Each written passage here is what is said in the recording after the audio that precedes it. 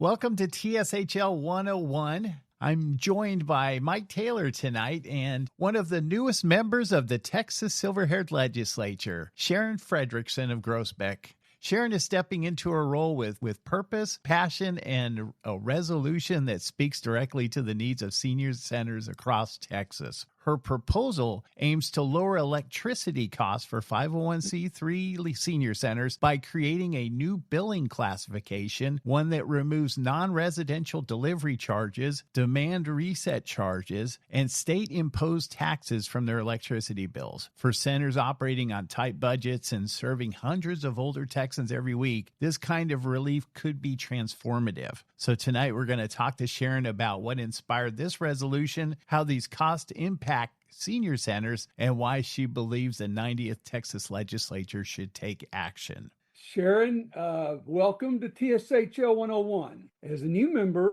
what inspired you to take on this particular issue as your first resolution? Well, first of all, I want to thank you so much for inviting me to the program. It's an honor to educate the public about the work that TSHL does for our growing population of aging Texan.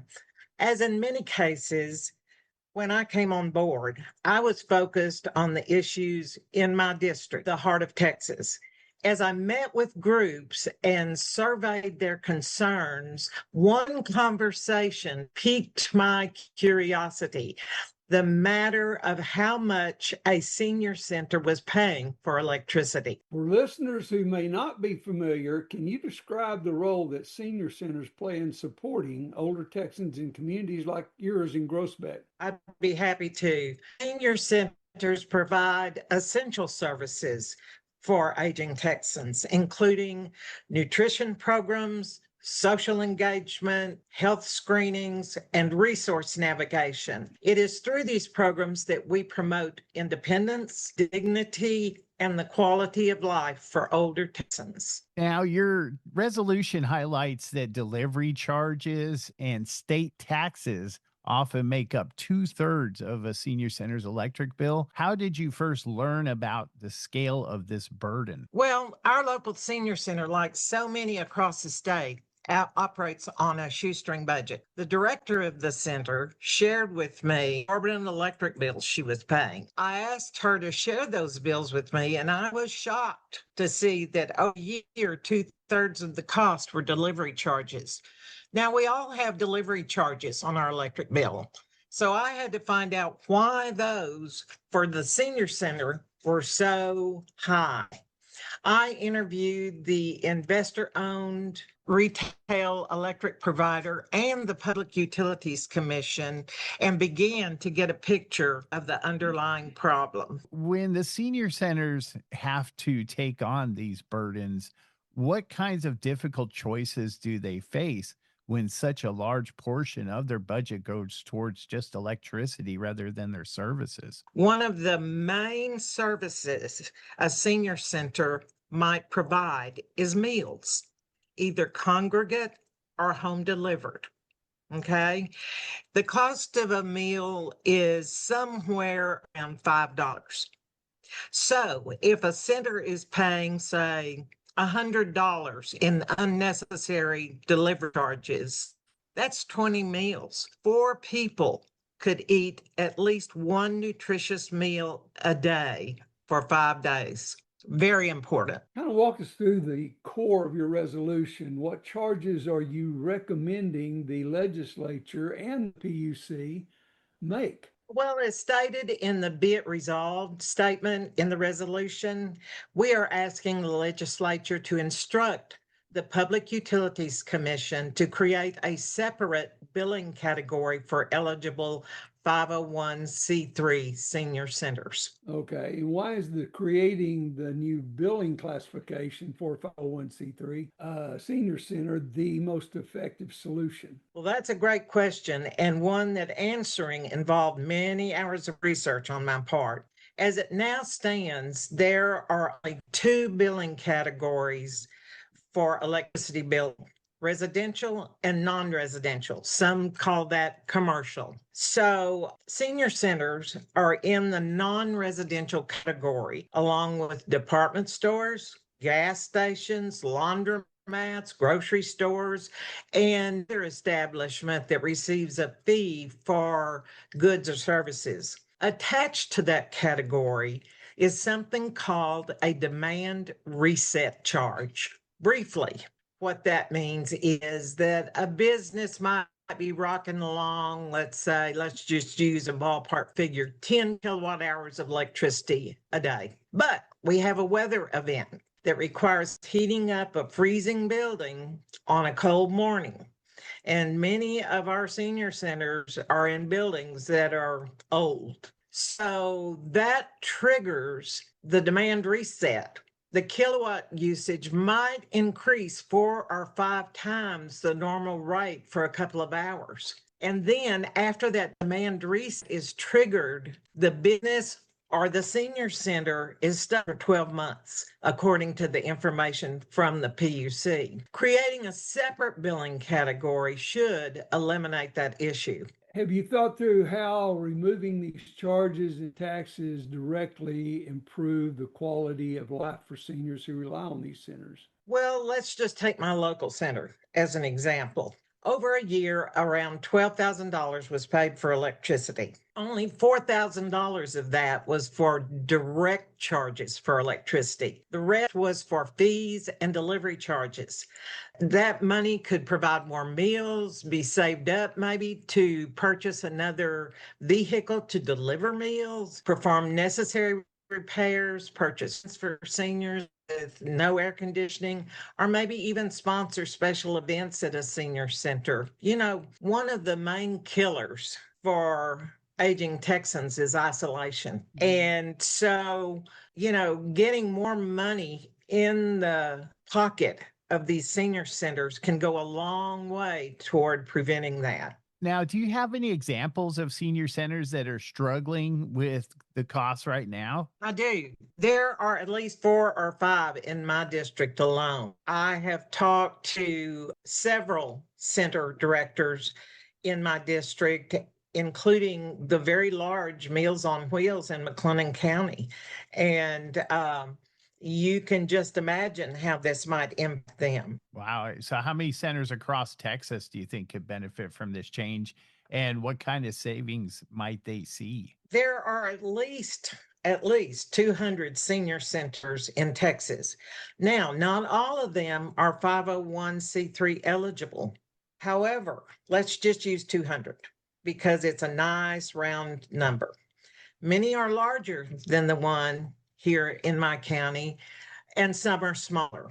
There could be, I did a little math on this, there could be as much as $1.5 million in savings if this were changed. That would represent over 300,000 meals. Yeah, let's get where the rubber meets the road, okay? You bet. And why we exist. What steps will you and your fellow TSHL legislators take to advocate for this resolution during the upcoming legislative session, the 90th session? We've already started, as a matter of fact. Many of us are already into the sausage making. Early on, as I was preparing my resolution, I spoke with my local congresswoman to just ask her, in her opinion, was this a resolution with merit? She assured me that it was. So most of us that have written resolutions have already done a little investigative work along this line. Our job now is to meet with state representatives and senators whom we think could back the idea and perhaps a bill to present at the next legislative session. Now, in October, TSHL will have a 3-day advocacy session at the Capitol, where we will personally deliver copies of our legislative report to all state legislators and the governor. The report will have copies of all 61 resolutions adopted by TSHL at our general session in May. And during that time, we will seek out individual legislators who might be interested in turning one of our resolutions into a bill. Lots of You legwork. never know who's listening, Sharon. A lot of times you're going to have people that are directly and I guess affected by what we're discussing in these particular venues. Yes. What can local community senior center directors and supporters of something that like this, what can they do to help elevate this issue? In the case of my resolution specifically, I need data. And I would like to hear from any senior center director within the sound of my voice and discuss the issue. If anyone listening has a relationship with their congressman or senator, talk to them about what you've learned today. Now, as a new member of the TSHL, what has this experience taught you about the challenges that are facing older Texans and the opportunities that we have to make a meaningful change? Learned how easy it is to have tunnel vision, only being concerned about the challenges in my immediate sphere. During our recent legislative session, issues that I had never even considered. It was very educational to me. I believe, Gary, that we must learn to listen to stories of the people who are struggling and then act on the issues by getting involved. We never know when a brief conversation might turn into a life-changing event. My whole thing is don't just talk the talk, you got to walk the walk and get involved in any area in your community that could help aging Texans. It seems like with every with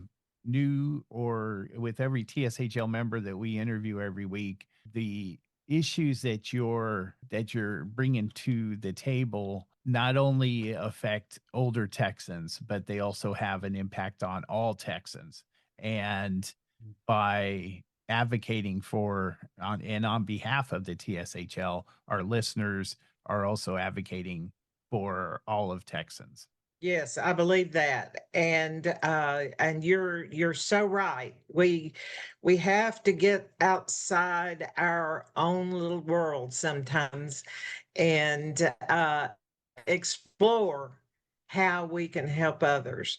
Well, I will tell you, Gary, I think that what Sharon has done here, what intrigued me about it is everyone in Texas has these charges on their bills, whether you're residential or you're commercial, industrial, whatever you want. It's hospital needs. They have a number of categories on there because the more essential something is, the more it's prioritized. You know that, and we have these, I call them snowgeddons, icemageddons, what is. Seems like when Texas gets them, they get them in a massive dose. And then we may be fine for a day or two. And then we'll get a warm, what do you call it, tropical heat wave. And we never know what the weather's going to be. And the PUC has structured across the state. They've worked well. It's not perfect, but at least you know that when we need heat for homes, the most essential is protecting your citizens. Then the usage, commercial or industrial use, is either curtailed or it is severely charged, and that's what's happening. What Sharon's tripped across here is the fact that, well, where you've got people that want to get out and basically congregate together in things like this rather than being isolated in their homes. And we totally encourage that. Socialization at any time is healthy. Then she's tripped across something here that they could shoot for an entire year. They could shoot their cost of electricity up simply doing what citizens do. And that is, even if they went to their neighbor's house or they walked down the street and had a block party or meeting or something like that. Well, out in the rural areas, walking down the block could take you an hour. And so it is a different layout. One size does not fit all. And she's done a very good job of bringing this up. I hope it's well received. I'm going to be supporting her on because you have all types of different arrangements. Sharon, you might want to chime in on what you found, because if your city or let's just say government subdivision is paying for your local senior center, or they call them adult activity center, then they're on a separate charge versus someone who maybe is a not-for-profit, but they're providing a building, which is another thing. Is it a commercial landlord? They're getting hit with commercial fees no matter what's the use in the building. So, Right. Sharon, what have you found in tripping across those? It's not a one size fits all solution or problem. How have you negotiated that? Well, you're exactly right, Mike. Many of our senior centers are subsidized or operated through the city or the county. In those cases, they do not qualify for the 501c3 eligibility. And so this particular resolution would not affect them. That's a whole different deal. What I'm aiming at are the little senior centers or activity centers that are standalones and operate on the basis of donations or grants and really have to make every penny count that they spend. So that's one of the things I have found out. And I'll tell you something funny I found out too, that, okay, let's say there's a building that was a laundromat. They were hit with this demand reset, okay? So they decided to go out of business. And 501c3 moves into that building, they are still stuck with that demand reset because it goes with the meter, not with the occupant. I found out so many interesting things when I started researching this. It was very educational for me. Well, you've kind of hit on the reason most people stick it out with TSHL at this point in their life. It's hard to believe that most of our members, the ones who are really focused legislators, are generally, it's not uncommon to have a decade in that final chapter of your life. That's a heavy lift and a dedication. I think it's because of what you just said. You find out your life just gets enhanced. And I think most people want to learn, particularly as you get older, the more you want to learn. And there's topics you would have never tripped over simply because of not Sure. necessarily what you said in tunnel vision, but you do have a certain path you follow because that's your familiarity zone. And I think that what they sent is they get broadened, they get hit with everything like what is it, drinking through a fire hose? Yes. Yeah, you just get hammered with this stuff. I think it's what is so intriguing about being a TSHL legislator is that you get to see a small part of what our actual elected or Texas legislators do. And they have to deal with everything. We deal with age 60 and up and take that and help lift that burden off of them, or at least share that burden with them. But they have to deal with everything 59 and under. And many of them come in and they've got their own background and they have to just get up to speed because all of a sudden the doors are open and the session's open and people need help. And so I've found it to be rewarding in that aspect to me. I just feel like I've grown much more simply because of that. I was wondering how you feel, even though you haven't been there that long, you've certainly hit the ground running. You have not wasted a moment. So what has just been your gut response to everything that you've seen? Been so excited, everything. I'm a lifelong learner, as you are. And I want something new every day. I want to take it all in, and during that process, I feel that I have learned so many ways that we can affect lives in Texas. And it's an education for us, but then our mission is to turn around and educate and advocate. And I love doing that. I'm an old retired educator. So, got my Another one of chalkboard up. those, right? I'm one of those, yes. And so it is a pleasure for me to pass on the information I've learned to judges, county commissioners, Rotary, Lions, all types of groups in many counties. And it's always well received, because they know that at the core of our charge is doing the right thing for aging Texans. Very good.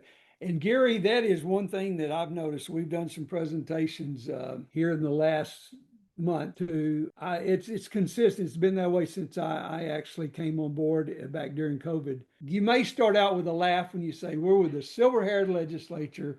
You'll get some chuckles and what have you. By the end of the presentation, they are totally immersed. They're asking questions, and they're serious questions. They're good questions. Yes. And so it tells you that we have honed our presentation to where it's a quick intro and history, but then it gets into what we do. And that's where people are fascinated because they didn't even know the legislature had authorized such a sub-legislature, if you want to call it that, but an advisory legislature just for the aging Texans. And they're fascinated with it. And so it has never failed. That's the process. It starts from a laugh and it ends up with everybody there that's interested, really asking very meaningful questions. Sharon, I want to thank you for joining us and bringing us forward a resolution that speaks to the hearts of what senior centers do every day. You said it so well. And the providing dignity, the connection, and the essential services is always something we look to do for aging Texans. And lowering electricity costs may sound simple, but as you've shown tonight, it has the power to strengthen programs, to expand your services. You mentioned that, and to ensure every dollar goes directly to where the people need it the most. And I think there's a real passion across the country to get fraud out of the government, to get it to where that the people who it was designed to help are the ones that are getting the money. And then it will help solve a lot of the problems. So to our listeners out there, you can read more about the work of the Texas Silver Haired Legislature at TSHL.org. That's TSHL.org. Stay engaged, stay informed, and join us next week as we continue highlighting the voices working to improve the lives of older Texans across our state.